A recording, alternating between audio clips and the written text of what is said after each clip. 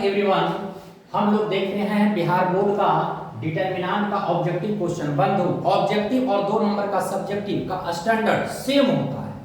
फर्क इतना होता है, ऑब्जेक्टिव में टिक लगाना होता है जबकि सब्जेक्टिव में बनाना होता है।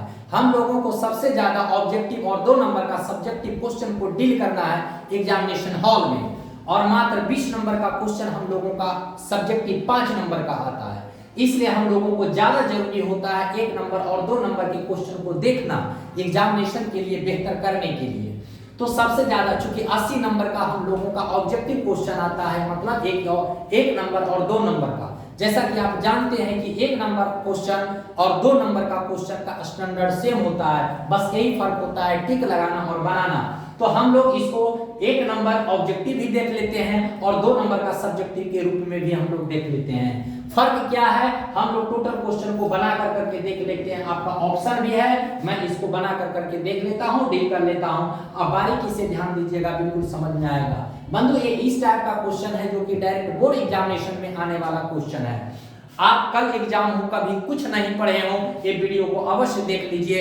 आज पढ़िएगा, कल वहां जाकर करके एग्जामिनेशन हॉल में रगड़िएगा। बंधु, बस सिर्फ ध्यान देना है, क्योंकि बस वही बात हो जाएगी, ध्यान दीजिएगा, बनाइएगा, नहीं तो ध्यान भटकेगा तो आप गड़बड़ाइएगा।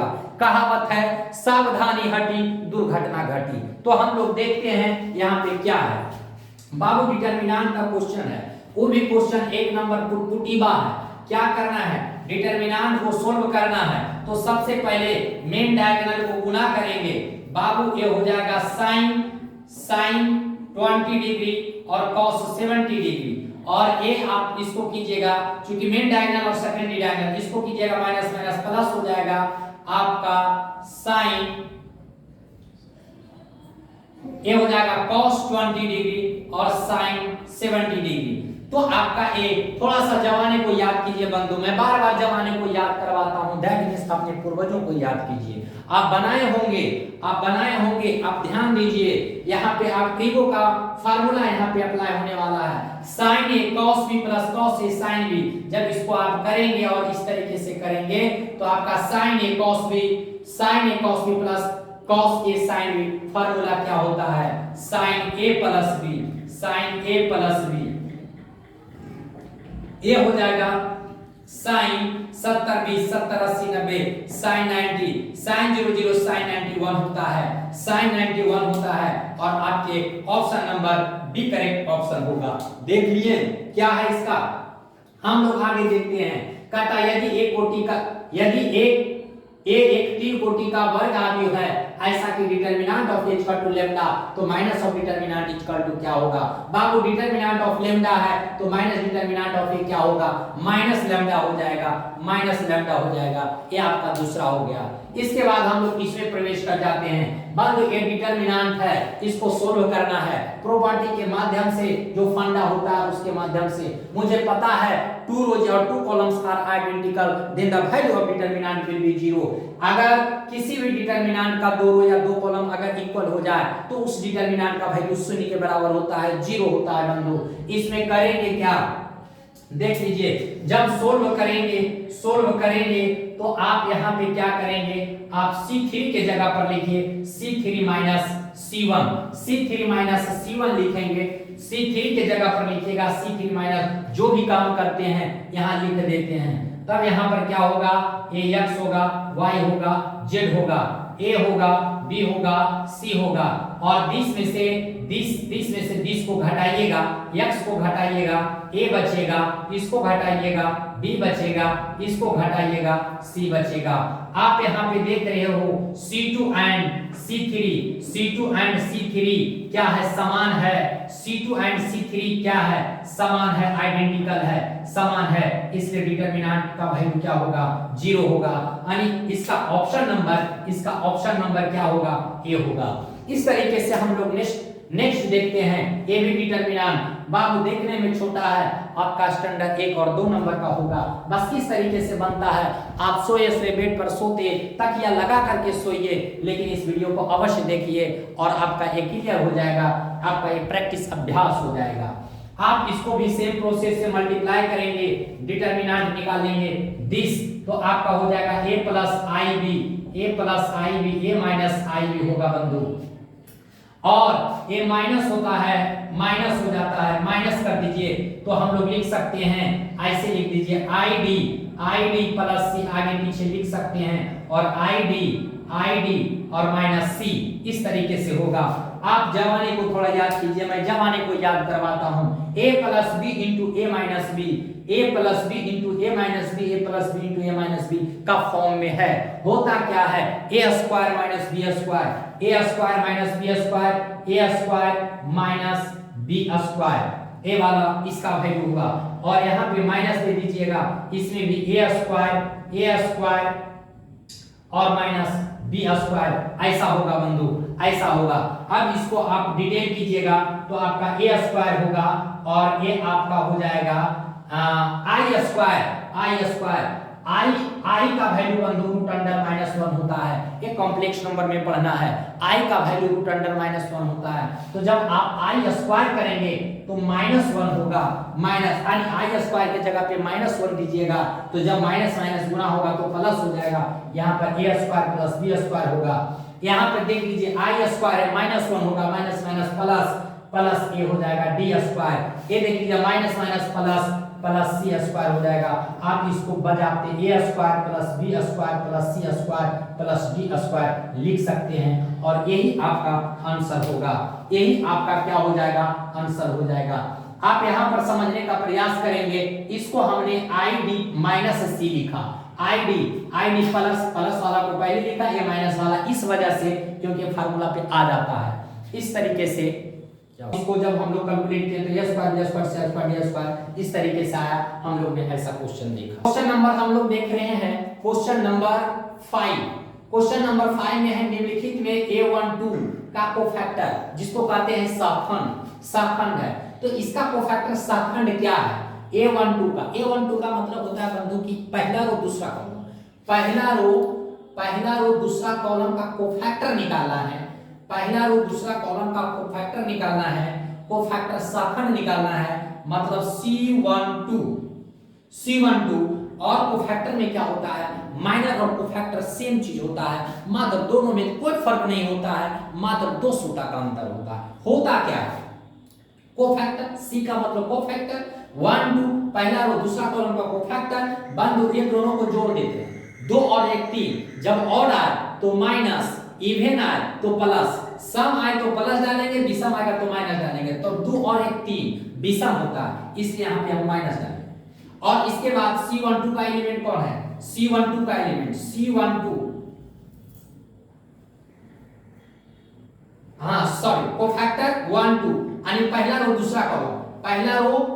दूसरा कॉलम, इसका कोफैक्टर निकालना है। तो रो कॉलम को ढक दीजिए, ए रो है, ए कॉलम है, तो क्या हो जाएगा सचक 42 माइनस 42 और माइनस 4, माइनस 42 और माइनस 4, तब क्या हो जाएगा बंधु, माइनस 42 और 4 46, माइनस 46 माइनस प्लस 46, और ये आपका हो गया ऑप्शन नंबर ए हो गया। तो इस तरीके से हम लोग को फैक्टर निकाल लेते हैं। ऑब्जेक्टिव में 1 नंबर का प्रश्न पूछा जा सकता है। इसके बाद हम लोग जाते हैं इसमें कह रहा है यदि इतना आपका दिस इक्वल टू 3 दिया हुआ है तो x का वैल्यू निकालिए।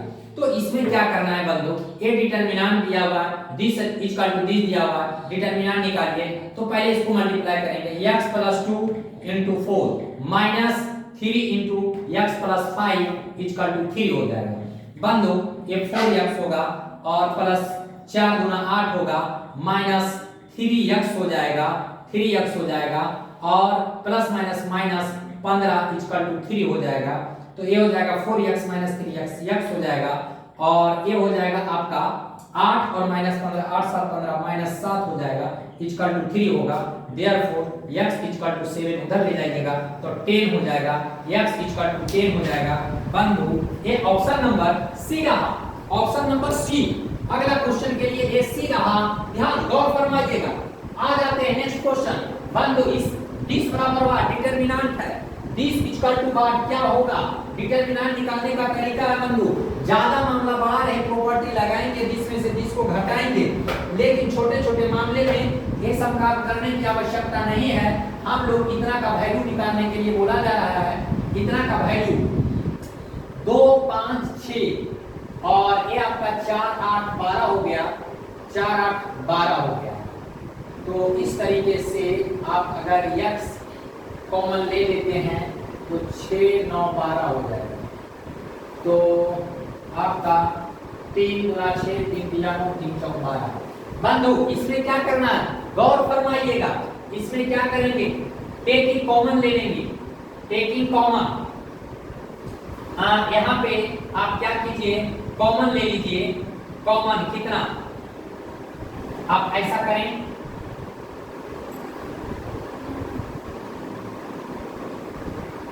3x कॉमन ले लेते हैं, 3x कॉमन,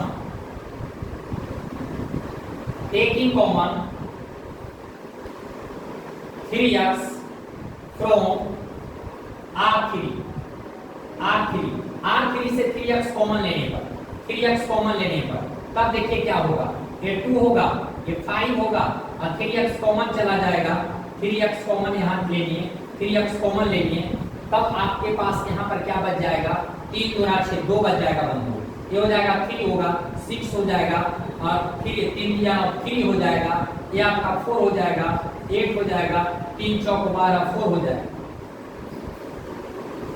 ध्यान दीजिएगा, ध्यान दीजिएगा। हमने प्रॉपर्टी में, डिटरमिनेंट के प्रॉपर्टी में देखा है बंधु कि कोई भी दो रो या दो कॉलम अगर आइडेंटिकल हो जाए, समान हो जाए, तो उसका डिटरमिनेंट का वैल्यू 0 होता है।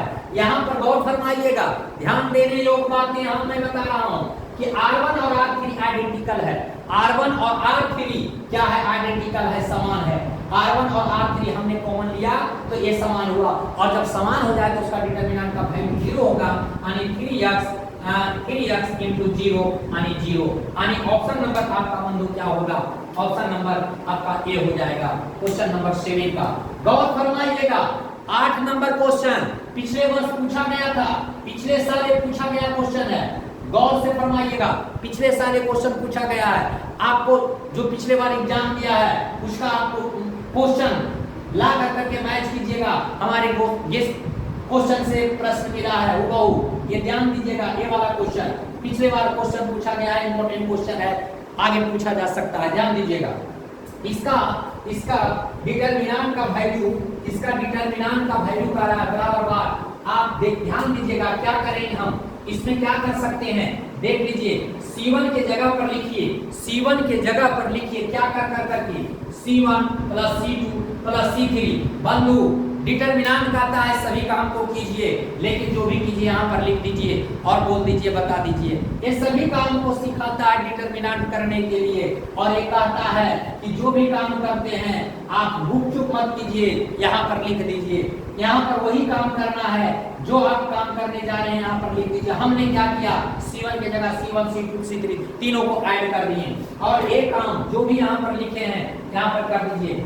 C1 के जगह पर A minus B B minus C, बंधु एक तीनों को जोड़ दीजिए। तीनों को जोड़ेंगे तो आपका जानते हैं क्या होगा, देख लीजिए। A minus B plus B minus C plus C minus A, ऐसा होगा बाबू। A प्लस माइनस खच माइनस B प्लस खच C खच, क्या बचेगा 0। बंधु इसको भी जोड़िएगा तो खच आएगा, इसको भी जोड़िएगा तो खच आएगा। आपको डिटरमिनेंट का एक प्रॉपर्टी पता होनी चाहिए कि each element of a row or a column is 0, then the value of determinant will be 0।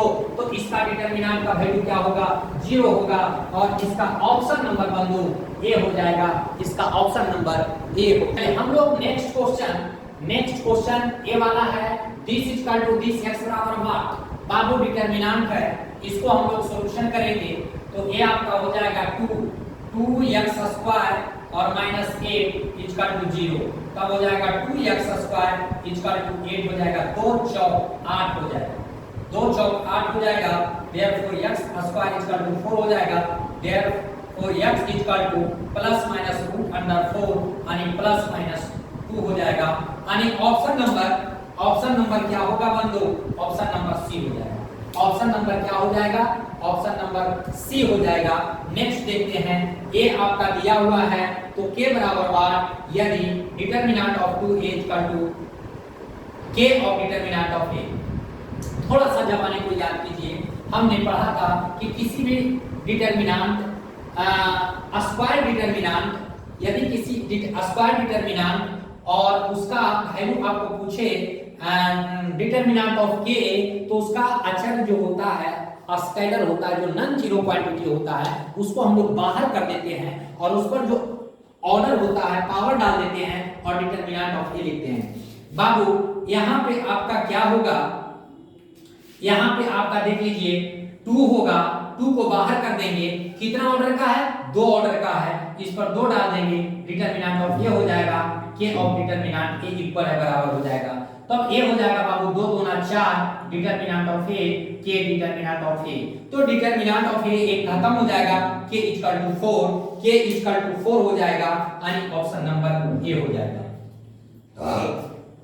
Option number a हो जाएगा, तो आपका a हो गया। उसके बाद हम लोग इसको देखते हैं, इसका डिटरमिनेंट का वैल्यू निकालते हैं। डिटरमिनेंट का वैल्यू का मतलब होता है कि किसी भी रो या किसी भी कॉलम के जब अकॉर्डिंग अनुदिश उसका विस्तार करते हैं तो डिटरमिनेंट का वैल्यू सेम आता है। हम लोग ये वाला लेंगे जिसमें मैक्सिमम 0 होता है। R1 के अकॉर्डिंग अनुदिश एलॉन्ग इसको हम एक्सपेंड करेंगे, तब देखिए क्या होगा, ए आपका प्लस होता है, माइनस होता है, प्लस होता है, तो 2 0 है खत्म हो जाएगा, सिर्फ ए लेना पड़ेगा -2, जिसको भी लेते हैं रो कॉलम को ढक देते हैं, बाकी ढका देते हैं, तो -2 हो जाएगा। ए रो है, ए कॉलम है, ए रो है, ए कॉलम है, 6 दूना 12 -4 चौक 16, 12 - 16, तब ए आपका हो जाएगा बंधु -2 और 12 4 16 -4 यानी 4 दूना 8, 4 दूना 8, माइनस माइनस प्लस 8 हो जाएगा, यानी ऑप्शन नंबर सी हो जाएगा। अब हम लोग आगे बढ़ते हैं, निम्नलिखित सारणी के युग्म बराबर है, कहता है जो सारणी दिया हुआ है, डिटरमिनेंट दिया हुआ है, युग्म बराबर है तो धनात्मक x का मान निकालिए। निम्नलिखित सारणी के युग्म, ये जो युग्म है ना वो बराबर है, तो हम लोग यहाँ पर भी दे सकते हैं, जब बराबर है ही तो फिर यहाँ पर हम लोग डायरेक्ट बराबर कर देते हैं। अब जब दोनों बराबर हो गया, सारणी डिटरमिनेंट जब बराबर हो गया तो इसका आप x का वैल्यू निकाल लीजिए। करना क्या है? कुछ नहीं करना है, इसको आप मल्टीप्लाई कीजिएगा, डिटरमिनेंट निकालिएगा तो 2x² हो जाएगा और ये -15 हो जाएगा, इक्वल टू 16 दूना 32 हो जाएगा, -5 या 15 हो जाएगा। तब आपके पास जो बचेगा बाबू, क्या बचेगा? ये माइनस, अच्छा आप ऐसा कर दीजिए 2x² इक्वल टू 16 -15, इधर ले जाइएगा तो +15 हो जाएगा, तो आपका -15 से ये चला जाएगा और 2 8 16, 8 हो जाएगा, 8 हो जाएगा, तो x बराबर हो जाएगा √8, x इक्वल टू √8 हो जाएगा, 2 8 16, 2 8 16 √8। इस प्रकार से यहाँ पे 16 में 32 होगा बंधु, 32 होगा, तो 2x² ये आपका हो जाएगा 32 - 15 + 15, तो ये तो चला जाएगा और 16 दूना 32 हो जाएगा, 16 हो जाएगा, यानी x² इक्वल टू 16 हो जाएगा, तो x इक्वल टू कितना √16 होगा, यानी 4 हो जाएगा। क्या होगा? 4 हो जाएगा, तो इसका ऑप्शन नंबर कितना होगा बंधु? बी हो जाएगा, इसका ऑप्शन नंबर बी हो जाएगा। चलिए हम लोग आगे बढ़ते हैं, इसमें भी प्रॉपर्टी का इस्तेमाल करने वाले हम लोग हैं। क्या इस्तेमाल करने वाले हैं देख लीजिएगा, इसमें हम लोग लिख सकते हैं C1 के जगह पे लिखेंगे ना, C3 के जगह पर लिखिए C3 + C2, दोनों को ऐड कर करके जब आप लिखेंगे तब देख लीजिए क्या होगा बंधु, ये 4 हो जाएगा, 4 हो जाएगा, 4 हो जाएगा, ये A होगा, B होगा, C होगा, और जब ऐड कीजिएगा तो A + B + C होगा, A + B + C होगा, A + B + C होगा। देख लीजिए ऐसा होगा। इसमें से हम लोग क्या करेंगे, इसका कॉमन ले लेंगे और इसका कॉमन ले लेंगे, लिख देते हैं taking common, taking common 4 and a plus b plus c from c1 and c3 respectively। बंधु इसका मतलब हुआ कि c1 से 4 और c3 से a plus b plus c क्रमशः कॉमन लेने पर, तो आप जब कॉमन लोगे बाबू तो ये 4 हो जाएगा और इससे निकल जाएगा a plus b plus c निकल जाएगा, तो बच क्या जाएगा, ये 1 1 1 हो जाएगा, ये आपका a b c हो जाएगा, ये आपका 1 1 1 हो जाएगा। ध्यान दीजिए R1 R3 sorry C1 and C3 identical, C1 C3 दोनों समान है, दोनों समान है, ध्यान देने योग्य बातें। तो इसका डिटरमिनेंट का वैल्यू 0 होगा 4 into a plus b plus c और इसका डिटरमिनेंट का वैल्यू into 0 होगा इक्वल टू 0, यानी ऑप्शन नंबर आपका ए हो जाएगा, 0 होगा। जब आइडेंटिकल है तो 0 होगा, सभी को लेकर के बैठ जाएगा 0, ये आपका हो जाएगा। नेक्स्ट क्वेश्चन हम लोगों के पास है, डिटरमिनेंट का है, छोटा है लेकिन खोटा है, इंपॉर्टेंट है, वीवीआई है, पिछले साल पूछा गया क्वेश्चनों में से एक है, ध्यान दीजिएगा। अगर आप ध्यान देते होंगे तो बखूबी समझ रहे होंगे। डिटरमिनेंट है, डिटरमिनेंट है, इसको बस सीधा सीधे डिटरमिनेंट निकालिए। क्या करना है देख लीजिए, इसको कीजिएगा तो आपका x स्क्वायर हो जाएगा, x स्क्वायर हो जाएगा माइनस x होगा प्लस 1 होगा इनटू x प्लस 1 होगा, और ये आपका हो जाएगा minus x plus 1 into x minus 1, ऐसा हो जाएगा। तब ये क्या होगा, इसको गुना कीजिएगा तो x क्यूब होगा और प्लस x स्क्वायर होगा, माइनस x स्क्वायर होगा, माइनस x स्क्वायर होगा और माइनस x हो जाएगा, प्लस x होगा और प्लस ये 1 होगा, और a plus b into minus b, a square minus b square, ऐसा कर दीजिए। x स्क्वायर प्लस माइनस चला गया, प्लस माइनस चला गया, और आपके पास जो बचेगा वो बच जाएगा क्या, x क्यूब बचेगा, और ये आपका प्लस 1 बचेगा, माइनस x स्क्वायर बचेगा, माइनस माइनस प्लस 1 बचेगा। तब जो रिजल्ट होगा x cube minus x square और plus 2, x cube minus x square plus 2, ये दिस इज फाइनल आंसर आएगा। और ये आपका ऑप्शन नंबर किस में मैच कर रहा है, ऑप्शन नंबर डी में मैच कर रहा है, ऑप्शन नंबर डी में ये आपका मैच कर रहा है बंधु, इसलिए ऑप्शन नंबर डी होगा। नेक्स्ट क्वेश्चन हम लोग देखेंगे। नेक्स्ट क्वेश्चन है कि दिस 83 एलिमेंट का माइनर उपसारणिक है, यानी उपसारणिक माइनर इसका निकालना है, माइनर निकालना है, दूसरा रो तीसरा कॉलम का माइनर निकालना है, m23 निकालना है। तो कोफैक्टर और माइनस सेम होता है, बस फर्क यही होता है कि कोफैक्टर में हम लोग उसको प्लस, इवन आता है तो प्लस डालते हैं और ऑड आता है तो माइनस डालते हैं, इसमें वैसा काम नहीं करना, सिर्फ निकाल देना है। तो माइनर m23 दूसरा रो तीसरा कॉलम, इस एलिमेंट का माइनर निकालना है, तो कॉलम को रख दें। क्या आपका कॉलम है ए हो जाएगा 5 गुना 10 और माइनस माइनस प्लस 3, 10 प्लस 3 इसका टू आपका 13 हो जाएगा, जो कि ऑप्शन नंबर इसमें मैच कर रहा है, सी में मैच कर रहा है। तो ऑप्शन नंबर सी में इसका हो जाएगा। कह रहा है आव्यूह इतना सिंगुलर आव्यूह कर्मणीय आव्यूह है, तो x का मान निकालिए। मुझे पता है कि सिंगुलर मैट्रिक्स, जब सिंगुलर मैट्रिक्स सिंगुलर होता है, सिंगुलर मैट्रिक्स, देन तब क्या होता है, डिटरमिनेंट, ये कोई सिंगुलर मैट्रिक्स है, then determinant of h equal to 0, तब क्या होता है, उसका डिटरमिनेंट का वैल्यू 0 होता है। तो अकॉर्डिंग टू क्वेश्चन हम लोग यहाँ पे करेंगे, मान लेते हैं ये आपका मैट्रिक्स दिया हुआ है, तो डिटरमिनेंट इतना 5x 2 माइनस 10 1 इक्वल टू 0 हो जाएगा, इक्वल टू, क्योंकि जब सिंगुलर मैट्रिक्स होता है तो determinant of h equal to 0 होता है। यहाँ पे मान लेते हैं एक कोई मैट्रिक्स है, तो determinant of h equal to 0, यानी इसका डिटरमिनेंट इक्वल टू 0 क्या होगा, 5x होगा और माइनस माइनस प्लस 20 हो जाएगा इक्वल टू 0, तब हो जाएगा 5x इक्वल टू माइनस 25 और 20, therefore x equal to minus 4 हो जाएगा, x इक्वल टू माइनस 4 हो जाएगा, और इस तरीके से ऑप्शन नंबर इसका बी हो जाएगा, ऑप्शन नंबर बी हो जाएगा। नेक्स्ट हम लोग देखेंगे, कारण 3 कोटि का वर्ग आव्यूह का सारणी का मान 22 है, यानी डिटरमिनेंट का मान जो है 22 है, डिटरमिनेंट का मान इसका कितना है 22 है, तो डिटरमिनेंट ऑफ 4a का वैल्यू फाइंड करने बोल रहा है। क्योंकि डिटर्मिनेंट कोई भी वर्ग आदि होता है, स्क्वायर मैट्रिक्स होता है, किसी भी स्क्वायर मैट्रिक्स का स्क्वायर मैट्रिक्स होता है तो डिटर्मिनेंट ऑफ के, हम लोग जानते हैं प्रॉपर्टी में पढ़े कि डिटर्मिनेंट ऑफ के को बाहर कर देते हैं और उस पर ऑर्डर, जितना ऑर्डर होता है उसके कांस्टेंट अदिश नॉन जीरो क्वांटिटी पे पावर डाल देते हैं और डिटर्मिनेंट के होगा बाबू। तो ये इसके हिसाब से आपका हो जाएगा 3 कोटि का है, इसलिए 4 अकॉर्डिंग टू क्वेश्चन 4 पर पावर 3 डिटर्मिनेंट ऑफ के हो जाएगा।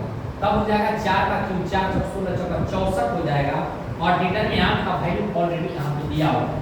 डिटर्मिनेंट का वैल्यू दिया हुआ है 22। जब इसको आप मल्टीप्लाई करेंगे बंधु तो 1408 होगा। 1408 होगा, आप मल्टीप्लाई करके देख सकते हैं 1408 होगा। ये आपका रूल है, तरीका है, प्रॉपर्टी है कि कांस्टेंट को बाहर कर दीजिए, जितना ऑर्डर होता है उस पर पावर डाल दीजिए, डिटर्मिनेंट ऑफ के लिखिए, 4 का क्यूब डिटर्मिनेंट ऑफ के, इसका 64 हो गया। डिटर्मिनेंट के का वैल्यू इसमें गिवन दैट है 22, मल्टीप्लाई करेंगे 1408 आएगा। यानी ऑप्शन नंबर आपका सी मिल रहा है, ऑप्शन नंबर सी मिल रहा है।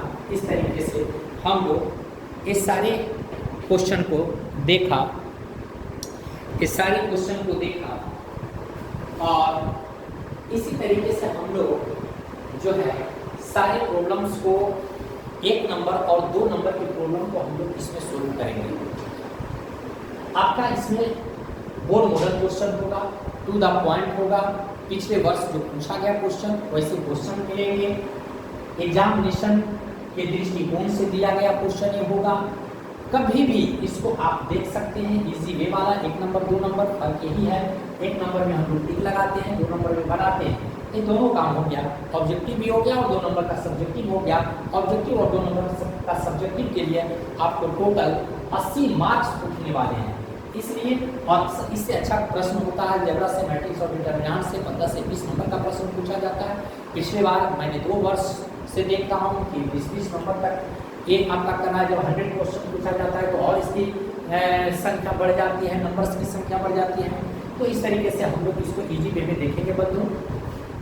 बस इस तरीके से आप हमारे चैनल श्याम्स मैथमेटिक्स से आप बने रहें, सब्सक्राइब करें, आप साथियों को आप शेयर करें, लाइक करें और कमेंट में किसी भी प्रकार का प्रॉब्लम हो तो कमेंट में जाकर करके आप आप मुझे बता सकते हैं कि सर यहाँ पे प्रॉब्लम है, दिख नहीं रहा है, या किसी भी जो जिस प्रकार की समस्या आपको हो तो आप अवश्य बताएं। Okay, thanks. फिर अगले एपिसोड में हम लोग मिलेंगे, बात करेंगे। ओके।